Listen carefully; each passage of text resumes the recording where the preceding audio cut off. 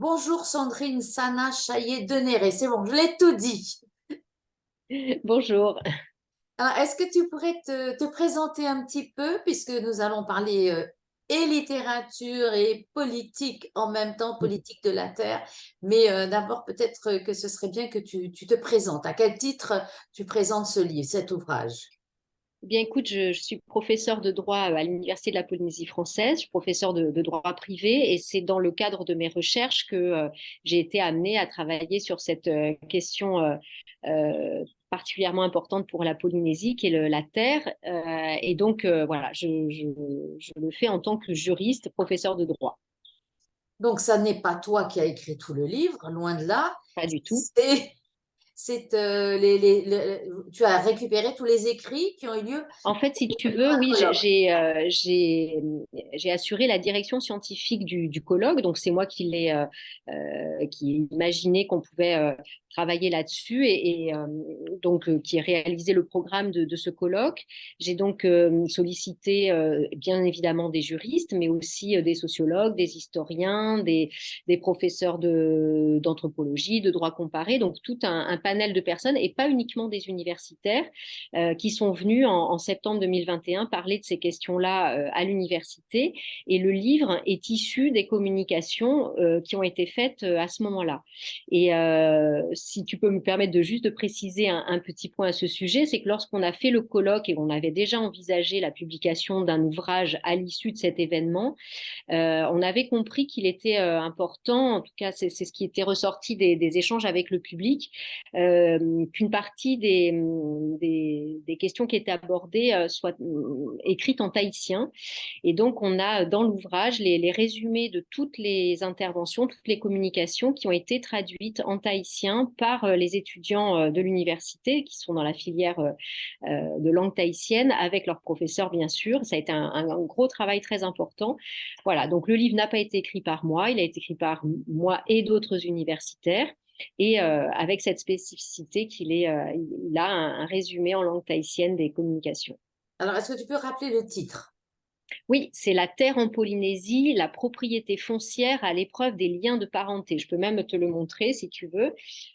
Voilà, le livre est Voilà, parce qu'il celui-là. sort bientôt et donc Il sort bientôt. on peut l'acheter même si on n'est pas universitaire. On peut le Absolument, oui, oui. En fait, l'idée, c'était bien sûr de faire un travail de réflexion académique, mais l'idée était aussi de donner la parole à des gens qui pratiquent au quotidien ces affaires de terre. Alors, bien sûr, les magistrats du tribunal foncier qui sont intervenus, des avocats en charge des terres, enfin, en tout cas, en charge de questions d'affaires de terre, les notaires, on a fait intervenir aussi, et puis des gens également qui proposent d'autres manières d'envisager les problématiques foncières. Tu sais que souvent on parle des problèmes de sortie d'indivision et Ça, on a voulu c'est faire un intervenir. problème particulièrement épineux. Absolument. Et justement, bon, l'idée, c'était bien sûr de parler de ça, de voir les propositions qui ont été faites récemment, les évolutions législatives pour essayer de faciliter la sortie de l'indivision. Mais on voulait aussi donner la parole à des gens qui proposent de ne pas sortir de l'indivision et de trouver des moyens de gérer la terre en la gardant au sein de la collectivité familiale, au sein de la souche terrienne, comme on dit ici.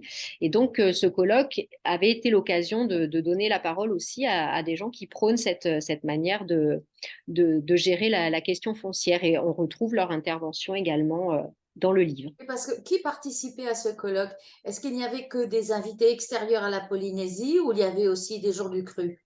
Absolument, il y avait essentiellement des gens du cru. Sur les 2 journées de colloque, il y a eu 22 personnes qui se sont succédées, mais il y avait sur l'ensemble, je crois me souvenir, seulement 6 personnes qui venaient de métropole. J'avais vraiment souhaité que ce soit un colloque d'ici, sur une question d'ici, avec des gens qui savent précisément ce que sont ces questions et surtout qui les vivent au quotidien, que ce soit dans leur métier, que ce soit dans leurs relations familiales. Voilà, donc l'idée n'était pas, je pourrais dire, de donner une vision de l'extérieur sur cette question polynésienne, mais bien une vision polynésienne du problème. Ce qui ne nous a pas empêché d'ailleurs d'avoir également des interventions sur d'autres thématiques foncières dans le Pacifique, parce que tu sais que la question, les difficultés foncières se posent pas que en Polynésie. Voilà, c'est ce Et que j'avais donc, posé comme question. C'est pas un cas unique. Absolument. Alors, la manière dont ça se présente est assez spécifique, hein, à la Polynésie, mais on a des problèmes de terre sous un angle un petit peu différent. Dans d'autres pays insulaires du Pacifique, on a quelqu'un, en l'occurrence, qui est venu nous parler du Vanuatu. J'avais moi-même présenté les difficultés foncières, ou en tout cas le lien à la terre très fort qui existe en Nouvelle-Calédonie entre les Mélanésiens et leurs terres. Donc voilà, l'idée, c'était de présenter d'autres aspects de cette question foncière dans le Pacifique pour éclairer un petit peu ce qui se passe en Polynésie. Alors, est-ce que c'était destiné aussi à donner des pistes, des solutions? Oui, alors la première idée, pour dire les choses très simplement, la première idée était un petit peu de faire un point et parce qu'on avait eu 2 années auparavant une importante réforme législative destinée à faciliter la sortie de l'indivision, le partage successoral sur les terres, c'est ce qu'on a appelé le partage par souche. Donc l'idée était de parler de ça, de voir un petit peu 2 ans après comment cette nouveauté était appréhendée par les avocats, par les notaires qui étaient censés pratiquer cela, par des gens de la direction des affaires foncières aussi, hein, qui étaient avec nous pendant le colloque. Donc l'idée, c'était ça d'abord, et puis aussi de pouvoir mettre tous ces gens en relation pour montrer que finalement, on parle beaucoup des problèmes de terre parce que parfois, les gens n'ont pas conscience des difficultés qui se présentent à tel ou tel professionnel. Ils n'ont pas toujours conscience aussi des moyens qui sont non contentieux de sortir de l'indivision. On parle toujours des procès en sortie d'indivision, mais il y a aussi aujourd'hui qui se développent beaucoup les processus de médiation. Donc, on souhaitait faire intervenir aussi notamment une médiatrice foncière qui nous a expliqué le sens de la médiation et les bienfaits que ça pouvait apporter. Donc voilà, l'idée, c'était aussi de permettre à des gens qui travaillent tous sur ces questions-là de se rencontrer, de se parler et voilà, de manière à faire une sorte de bilan, de point d'étape en quelque sorte. Alors, bien sûr, on a suggéré des pistes. On sait qu'il y a encore des choses qui sont en réflexion au niveau de la direction des affaires foncières. Il y aura probablement des projets présentés comme loi du pays voilà, dans les mois ou les années à venir. Mais on voulait déjà parler de ce qui se fait aujourd'hui parce que beaucoup de gens ont le sentiment quand même qu'on est un petit peu embourbé dans ces affaires de terre alors qu'il y a des moyens aujourd'hui d'en sortir, en tout cas, hein, de régler ces questions de manière à ce que Est-ce chacun est-ce sache est-ce où il que le en est. souci aussi des familles qui sont confrontées à ces problèmes, est-ce que c'est pas aussi le fait de devoir passer par des avocats, de payer pour pouvoir Bien sûr, hériter et bien tous les sûr. gens n'ont pas les moyens finalement? Absolument. C'est tout à fait vrai, c'est un réel problème, mais il faut quand même dire que ça ne se passe pas comme ça normalement. C'est-à-dire que normalement, une succession ne se règle pas au tribunal. Une succession se dévolue de manière non contentieuse. Donc il y a vraiment, de ce point de vue-là, une spécificité qui tient à plein de raisons, hein, notamment le fait que au moment où on demande le partage des terres, c'est pas à la première succession ni à la deuxième, mais souvent à la troisième, quatrième ou cinquième génération. Ce qui fait qu'au moment où le problème se pose réellement, aujourd'hui, on a des quantités d'indivisaires assez inimaginables, hein, tu le sais sûrement, parfois des centaines, parfois des milliers d'indivisaires sur une même terre, ce qui rend évidemment la situation extrêmement complexe. Donc l'idée, c'est de trouver des moyens, soit de régler ce genre de choses quand on y est confronté, soit d'intervenir en amont pour pas arriver à être obligé de saisir le tribunal, donc des avocats, donc du temps, donc de l'argent, même si le pays a essayé aussi d'aider, hein, les familles. On sait qu'il existe une aide financière à la sortie d'indivision, mais en toute hypothèse, c'est pas qu'un problème d'argent, c'est aussi le fait que les gens vont se disputer, hein. Si Oui, on est au vont tribunal, être c'est qu'on n'arrive attachés pas. Voilà, aussi, hein. absolument. Et Heu, les ce dont on célibataires, se. c'est laisser une Oui, partie de soi aussi. exactement. Et ça, c'était vraiment ce que j'avais envie qui ressorte cette rencontre et du livre. C'était de montrer que les affaires de terre en Polynésie, c'est pas, me semble-t-il, en tout cas, ça n'est pas qu'une question de patrimoine ou d'argent. On se rend compte que quand il y a des affaires de terre, les gens le vivent vraiment, Avec j'allais leur dire, avec, pito, avec leur pito. oui, absolument, avec le pito exactement. Et ça dit beaucoup. Ça dit que finalement, la terre, c'est soi. Comme je l'ai écrit, parler de sa terre, c'est parler de soi, parler de son identité, parler de sa propre place dans la famille. qui on est, quelle place on nous a donnée. Et c'est souvent ça qui rend les choses compliquées. Et c'est pour ça aussi que la médiation offre un petit peu d'autres manières d'aborder la question, pas uniquement une question contentieuse, qui a droit à quoi, et puis si on n'arrive pas à se mettre d'accord, on va tirer au sort. Ça règle rarement les problèmes. Oui, parce que ça devient mathématique aussi, parce que sur Oui, une telle surface où les gens ont mhm. droit finalement à un mètre carré, Absolument, ça, et voilà, encore faut-il définir la place, l'endroit, le lieu de ce mètre carré, mais c'est chacun ça. y tient.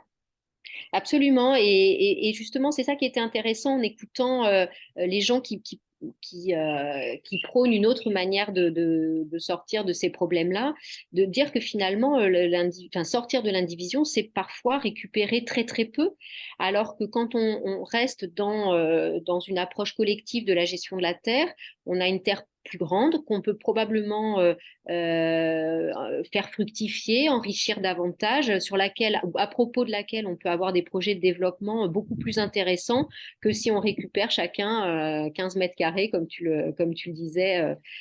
Voilà, on caricature un petit peu, mais à peine, parce que parfois, lorsqu'on provoque le partage, eh bien, c'est un véritable morcellement de la terre avec évidemment un sentiment d'injustice entre ceux qui auront une terre facilement valorisable et ceux qui vont récupérer le fond de la vallée ou le haut de la crête, bref, des endroits qui ne sont pas du tout utilisables.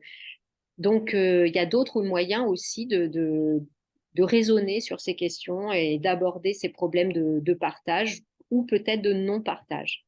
Oui, après, le problème est de savoir comment valoriser le terrain s'il reste dans l'indivision, C'est quels ça. sont aussi les investissements à faire pour le valoriser Mhm. et Bien qui est sûr. d'accord. Voilà, c'est un gros problème. C'est-à-dire que oui, oui, c'est un problème. Évidemment, quand les familles s'entendent bien, voilà, elles n'ont pas besoin de tribunal, pas besoin d'avocat et même parfois pas besoin de structure. Quand elles sont trop nombreuses ou qu'elles ont des intérêts divergents, eh bien, c'est là où il faut peut-être structurer un petit peu les choses. Et puis, il y a des moyens de gérer cette terre de manière collective sans morceler la terre. Et tout en passant par la généalogie, parce que ça, c'est un gros morceau Oui, aussi. oui, absolument. Alors là aussi, on a fait intervenir une généalogiste à l'occasion du colloque. C'est évidemment un gros morceau, mais ça dit la même chose. C'est toujours d'où je viens finalement, quelle est ma souche, quels sont mes ancêtres et qui je suis aujourd'hui dans cette place, dans la place familiale, dans l'ensemble de cette grande famille. Donc l'établissement des généalogies est une vraie difficulté. Et là, pour le coup, une difficulté juridique, hein, vraiment, Et alors, le puisqu'il problème, c'est s'agit que de dire, autant les humains se sont multipliés, mais pas les mètres carrés.